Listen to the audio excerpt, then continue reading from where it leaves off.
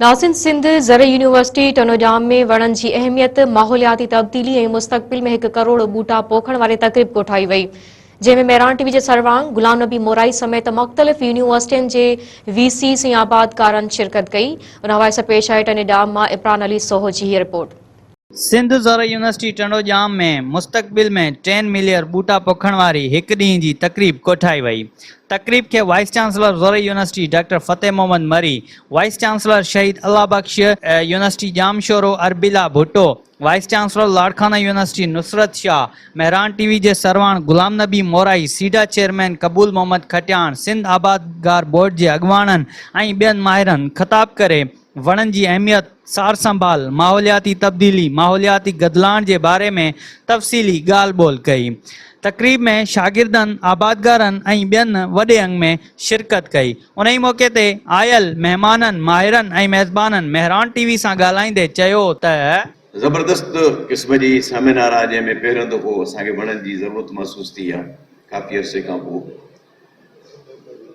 पर उहा सिंध अलाए केतिरनि ॾिठी, तमामु थोरनि माण्हुनि ॾिठी जॻह जिते वेठा आहिनि जिते हर कैनाल ते, हर शाख ते, हर रोड ते, हर हाईवे ते वण हूंदा।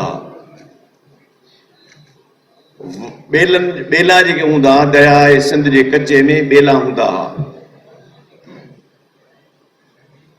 इहो ज़मानो असां 1970 ताईं ॾिठो, जेसि ताईं बनियूं ॾिठो निज़ाम हो।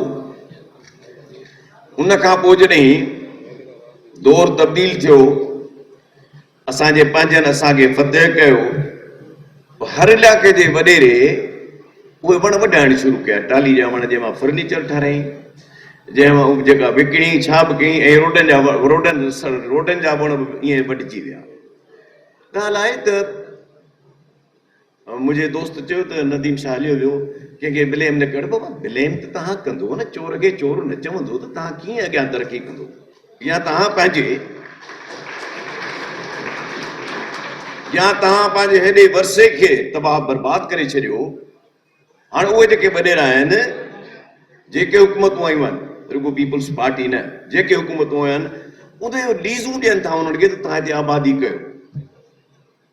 सभु ॿेला तबाह करे बर्बाद करे, हाणे उहे जेको जंहिंजो दौर में चीफ मिनिस्टर थियो आहे या उहिदेदार थियो आहे, उन्हनि ॿेलनि उहे ज़मीनूं हुननि, इवन अनवर मजीद जो 1000 एकड़ ज़मीनूं आहिनि इन में ॿेलनि जे अंदरि, कचे जे अंदरि। सो अदा ही पंहिंजी करणी भरणी आहे, पर सिंध अयाज़ न मरणी आहे। असांखे पंहिंजो पाण खे ठीकु करणो पवंदो, असांखे पंहिंजो पाण खे ठीकु करणो पवंदो। मूंखे ॿुधायो त फॉरेस्ट डिपार्टमेंट आहे हेॾो सारो, तेजी बजट ॾिसो, उनजा उहिदे, उनजा ऑफिसर ॾिसो, सेक्रेटरी फॉरेस्ट, वरी पोइ डीजी फॉरेस्ट, भला केतिरो सॼो हुननि जो को कमु कोन्हे। रिसर्च एग्रीकल्चर जी का रिसर्च कान्हे, ॿिज असांखे पंजाब थो जे तॾहिं असां ज़राअत करे था सघूं।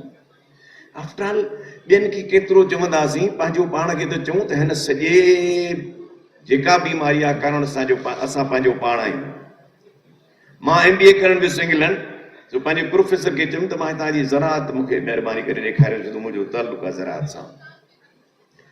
त हुन उते डायरेक्टर एग्रीकल्चर जेको उन इलाइक़े जो, बर्मिंघम ऐं आसपास जो, मिडलैंड्स जो, उनखे घुराई ऐं पोइ चई त हुन असां संडे जो टाइम रखियो।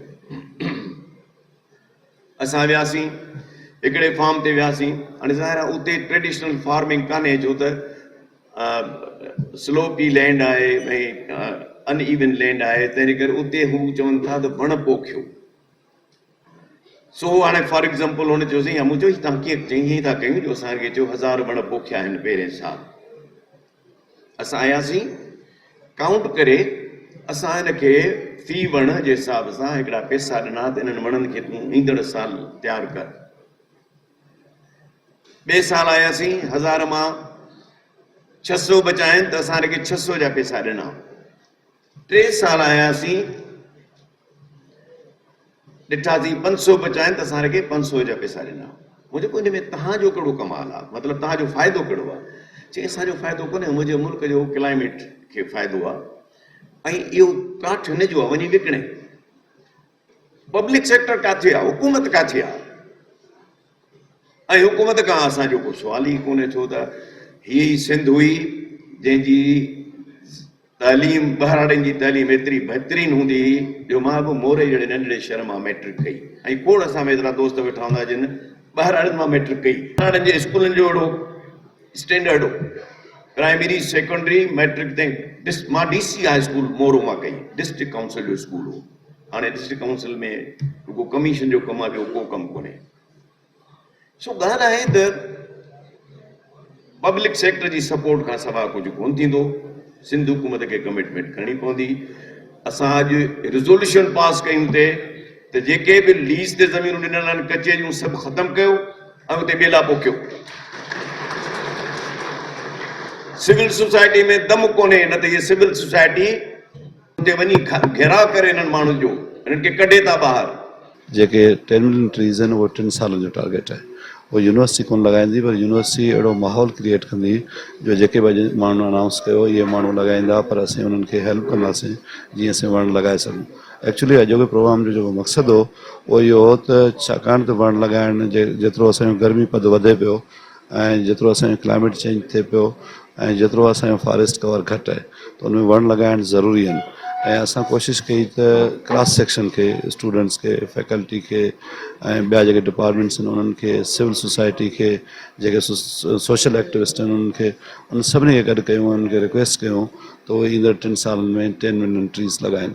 ऐं जेके अॼु अनाउंसमेंट्स थियूं आहिनि उन्हनि मां असांखे उमेदु आहे त उहो टारगेट असां अचीव कंदासीं। सभ खां अहम इहा ॻाल्हि आहे त असांजो माहौल ॾींहों ॾींहुं तब्दील थी रहियो आहे। इन माहौल तब्दील में 2 शयूं सभ खां अहम आहिनि। हिकु त गर्मी पद वधे पियो, ॿियो त अण मुंदाइता मींहं अचनि पिया।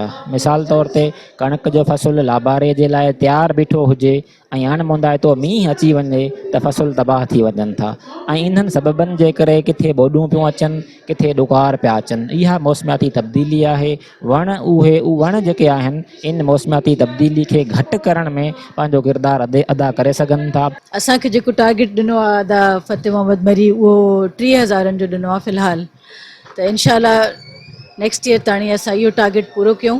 काउंटिंग पाण कंदा, असांजे लाइ काउंटिंग जी असां वटि फ़िलहालु कोई अहिड़ी फैसिलिटी न आहे, पर इनशाला इन खां वधीक ई कंदासीं। कोशिशि इहा हूंदी त सॼे शहर खे असां कयूं प्लांटेशन। डिस्ट्रिक्ट जेका असांजी आहे ऑफिसर्स उन्हनि जे हिसाब हेल्प सां, छो जो लाड़काणे में टेम्परेचर्स तमामु घणा आहिनि। 50 खां मथे हलियो वेंदो आहे टेम्परेचर, जेको असांजे ज़िंदगी जे लाइ ख़तरनाक आहे। ऐं मुबारकबाद पेश करणु चाहींदमि फतेह मोहम्मद साहब खे, वाइस चांसलर जेको यूनिवर्सिटी जा आहिनि। उन्हनि सुठो इनिशिएटिव वरितो आहे। इहो इनिशिएटिव सिर्फ़ु ग्रीन प्लांटेशन करण जो न आहे, बल्कि उनखे एजुकेशनली कनेक्ट करण जो आहे सोसाइटी सां। सो इम्पॉर्टेंस हींअर इहा आहे त असां ग्रीन कयूं। Green is life and life is green. त असां प्लांट्स लॻायूं, पर उन सां गॾोगॾु उन्हनि खे संभालियूं बि। त उन लाइ असां पाण में डिस्कस कयोसीं पिए, असां सम्झो त सिर्फ़ु असांखे प्लांट लॻाइणा न आहिनि, बल्कि वाटर स्केयर रिसोर्स आहे, उनजे हिसाब सां उनखे संभालणो आहे। उनमें टेक्नोलॉजी जो इस्तेमालु कीअं थी सघे थो, उनमें कंट्रोलर्स कीअं लॻी सघनि था, सेंसर्स कीअं लॻी सघनि था, इन ते बि कमु थियण जी ज़रूरत। वणनि जी अहमियत खां त हर को वाक़िफ़ु आहे त वण जेके आहिनि उहे इंसान जे सुठी आबहवा लाइ ऑक्सीजन ॾिए थो, ज़िंदगी लाइ बहितरीनु शइ आहे। उनखे जेको आहे हिकिड़ो सुठो माहौल पैदा थो करे। हाणे असां वटि हिते सॼा मसइला जेके आहिनि उन्हनि ते डिस्कशन थी आहे त वण पोखण खां वधीक वण बचाइण वॾी ॻाल्हि आहे। वण त हज़ारनि जी तइदाद ताईं पोखे सघो था। जेको इहो तय थियो त वण खे बचायो वञे, वण खे हिफ़ाज़त ॾिनी वञे ताकी उहो वॾो थी ऐं उहो कारामद थिए। गर्मी ऐं टेम्परेचर्स ॾिठा, एनवायरनमेंट जो तमामु बुरो हाल थी वियो आहे पाकिस्तान में ऐं पूरी दुनिया में। पाण सभिनी खे गॾिजी इन ते कमु करिणो पवंदो ऐं पाण खे सभिनी खे पंहिंजे हिसाब सां वण हणणा पवंदा। हर माण्हू खे पंहिंजो हिसो विझणो आहे ऐं जेको हर माण्हू जे हिते 5 खां 10 वण हणंदो आहे उनखे संभाले वञे हलियो। इस मुल्क के अंदर रह नहीं पाएंगे। हमें 200 करोड़ पौधे लगाने हैं। अपने इसका आगाज़ अपने घरों से करें, ज़्यादा से ज़्यादा प्लांटेशन करें ताकि हमारा घर जो है वो माहौल दोस्त हो सकें और उसके अंदर हमारे बच्चे रह सकें। देखें, दरख्तों में ज़िंदगी है। दरख्त हमें ऑक्सीजन देते हैं, पानी देते हैं, फ़ज़ा की सफाई करते हैं, हमें ये ठंडक देते हैं, अनाज इससे मिलता है और दवाइयाँ इससे बनती हैं। कैमरा टीम सां गॾु इमरान अली, मेहरान टीवी टंडोजाम।